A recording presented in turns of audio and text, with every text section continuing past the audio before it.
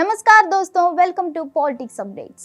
क्या कांग्रेस और समाजवादी पार्टी की राहें होगी जुदा?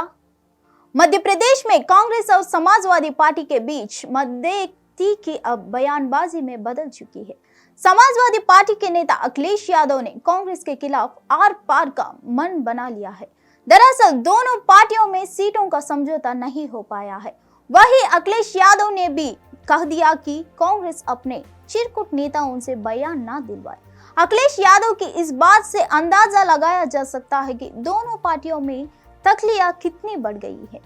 दूसरी ओर यूपी कांग्रेस के अध्यक्ष अजय राय ने कहा कि अखिलेश यादव बड़ी पार्टी के राष्ट्रीय अध्यक्ष है, वह कुछ भी कर सकते हैं, लेकिन अगर वे मध्य प्रदेश में बीजेपी को हराना चाहते हैं तो उन्हें कांग्रेस का साथ देना चाहिए। दरअसल अजय राय ने मध्य प्रदेश में प्रत्याशी उतारने पर समाजवादी पार्टी को निशाने पर लिया था। माना जा रहा है कि अखिलेश यादव का चिरकुट वाला बयान उन्हीं को लेकर है। बीजेपी के खिलाफ विपक्ष ने इंडिया गठबंधन बनाया है, लेकिन विधानसभा चुनाव में इस गठबंधन में शामिल पार्टियों का सीटों को लेकर एक मत नहीं बन पा रहा है। फिलहाल मध्य प्रदेश में कांग्रेस द्वारा प्रत्याशियों की लिस्ट जारी होने के बाद समाजवादी पार्टी और कांग्रेस के बीच मतभेद की स्थिति साफ देखने को मिल रही है। जब मध्य प्रदेश कांग्रेस अध्यक्ष कमलनाथ से अखिलेश यादव के बारे में पूछा गया तो उन्होंने बेरुखी से जवाब दिया। कांग्रेस की लिस्ट जारी होने के बाद अखिलेश यादव ने एक चुनौती भी दे दी कि यूपी में उन्हें इसका खामियाजा भुगतना पड़ सकता है।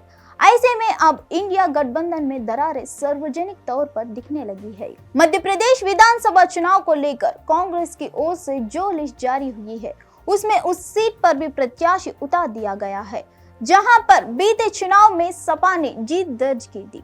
समाजवादी पार्टी कांग्रेस से 6 सीटें मांग रही थी। कमलनाथ और दिग्विजय सिंह से सपा नेताओं की रात 1 बजे तक मीटिंग भी हुई, फिर भी बात नहीं बनी। गुस्से में आग बबूला अखिलेश यादव ने कहा कि कांग्रेस ने सपा के साथ जो व्यवहार मध्य प्रदेश में किया है वैसे ही सपा उसके साथ यूपी में करेगी। बता दें कि बीते 2 दशक से ज्यादा समय से सपा कांग्रेस प्रमुख सोनिया गांधी के लिए रायबरेली से प्रत्याशी नहीं उतारी है। इन सब के बीच अब सवाल ये गहरा रहा है कि इंडिया गठबंधन की 2 बड़ी पार्टियों के बीच इस तरह का विवाद गहराने से इस महागठबंधन का भविष्य खतरे में है। मध्य प्रदेश में अखिलेश यादव का तर्क था कि वो सीटें जहां बीते चुनाव में सपा ने जीत हासिल की थी या फिर दूसरे स्थान पर रही, वो कांग्रेस छोड़ दे। दरअसल 2018 में हुए चुनाव में सपा बिजावार सीट जीतने में कामयाब रही थी। देखिए, कांग्रेस पार्टी को साफ करना चाहिए था।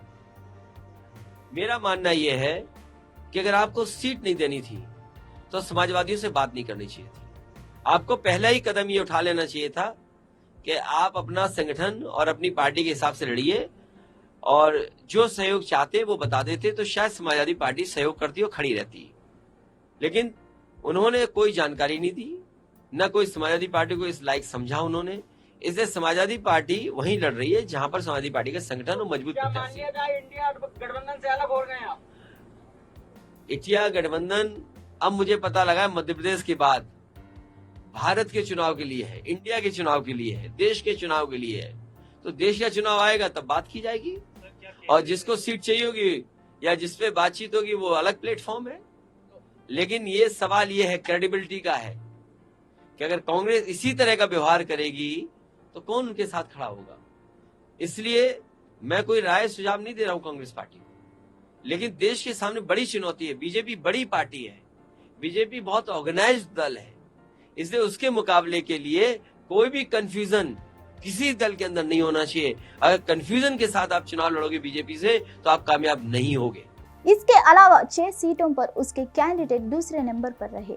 ऐसे में सपा चाहती थी कि 7 सीटों पर सपा के उम्मीदवार चुनाव लड़े, लेकिन कई दौर की बातचीत के बाद भी सीटों को लेकर सहमति नहीं बन पाई और एमपी प्रदेश अध्यक्ष कमलनाथ ने सभी सीटों पर अपने प्रत्याशियों को उतारने का फैसला कर लिया। इसके लिए सपा प्रमुख अखिलेश यादव ने भी नाराज होकर 22 उम्मीदवारों की लिस्ट जारी कर दी। लिस्ट जारी होने के बाद जब कमलनाथ से सवाल किए जाए तो उन्होंने कहा कि सपा बीजेपी को हराने में साथ दे। वो अखिलेश यादव जी को धन्यवाद देते हैं। क्यों उनका उद्देश्य बीजेपी को हराने में है? जहां तक टिकट बंटवारे की बात है, हमें भी अपनी स्थानीय स्थिति को देखना होता है। इसमें कुछ पेंच फंस जाते हैं। आपको बता दें कि मध्य प्रदेश में बीजेपी और कांग्रेस दो पार्टियां ही प्रमुख मानी जाती है। वही सपा का कांग्रेस के इस कदम से बड़ा झटका लग सकता है, लेकिन लोकसभा चुनाव में भी इसकी बड़ी कीमत चुकानी पड़ सकती है। अखिलेश यादव में कांग्रेस के इस कदम से खासा नाराज है। उन्होंने इंडिया गठबंधन के औचित्य पर सवाल उठाते हुए कहा कि यदि उन्हें पता होता कि कांग्रेस धोखा देगी तो वो सपा नेताओं को ना तो एमपी कांग्रेस के नेताओं से मिलने भेजते और ना ही उनको सीटों की सूची देते और ना फोन उठाते। कानपुर में ऑल इंडिया यादव महासभा के कार्यक्रम में शामिल हुए अखिलेश यादव ने पत्रकारों से हुई बातचीत में ये भी कहा कि INDIA राष्ट्रीय स्तर को सिर्फ लोकसभा चुनावों के लिए ही है, यह विधानसभा चुनावों के लिए भी है। अगर अभी विधानसभा चुनावों को लेकर गठबंधन नहीं है तो फिर भविष्य में यूपी विधानसभा के चुनाव में भी नहीं होगा। इसके अलावा अखिलेश यादव ने यह भी स्पष्ट कर दिया कि यदि मध्य प्रदेश विधानसभा में कांग्रेस उन्हें सीटें देने को तैयार नहीं तो यूपी में सपा बड़े भाई की भूमिका में है। यूपी विधानसभा में सपा भी कांग्रेस से गठबंधन नहीं करेगी। अखिलेश के इस बयान के बाद कांग्रेस के यूपी प्रदेश में अध्यक्ष अजय राय ने भी पलटवार करते हुए कहा कि कांग्रेस किसी के भरोसे में नहीं है। उनकी पार्टी की प्रदेश को सभी असली लोकसभा सीटों पर तैयारी है, बाकी नेतृत्व जो तय करेगा वो किया जाएगा। उन्होंने कहा कि कांग्रेस का हर कार्यकर्ता बब्बर शेर है या 2024 के लोकसभा चुनाव में सबको पता चल जाएगा। कांग्रेस का जनसैलाब सबको बहा ले जाएगा। अब दोनों पार्टियों के मतभेद एकदम खुलकर सामने आ गए हैं।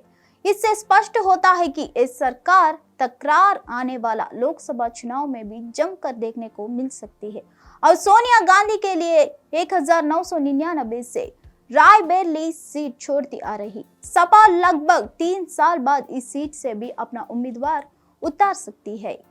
इंडिया अलायंस में चुनाव से पहले ही साफ दिख रहे मतभेद, जहां एक और गठबंधन में शामिल पार्टियों के नेता एक साथ लोकसभा चुनाव लड़ने की बात कर रहे हैं, वही अब नेताओं में आपसी मतभेद मंच पर भी नजर आने लगे हैं। मध्य प्रदेश में सीटों में सहमति न बन पाने के चलते अखिलेश यादव ने इंडिया गठबंधन पर सवाल खड़े करते हुए कांग्रेस को भी खूब खरी खोटी सुनाई। इसके अलावा कांग्रेस की ओर से सभी 80 सीटों पर चुनाव लड़ने की बात से इस गठबंधन पर सवाल खड़े हो रहे हैं। दूसरी ओर पश्चिम बंगाल में कांग्रेस नेता अधीर रंजन राज्य की मुख्यमंत्री ममता बनर्जी पर आक्रामक रूप से हमलावर है, जिसके चलते राज्य में कांग्रेस और TMC में तनाव साफ दिखाई देता है। जब इंडिया गठबंधन की बैठक हुई थी उस वक्त अधीर के बयान का मुद्दा उठाया गया था। ममता बनर्जी गठबंधन में वामपंथी दलों की मौजूदगी और उनके योगदान पर सवाल खड़े कर रहे हैं। वहीं पंजाब में कांग्रेस और आम आदमी पार्टी के बीच के मतभेद हर दिन बढ़ते नजर आ रहे हैं। पंजाब में कांग्रेस अपने एक विधायक की गिरफ्तारी से नाराज दिख रही है।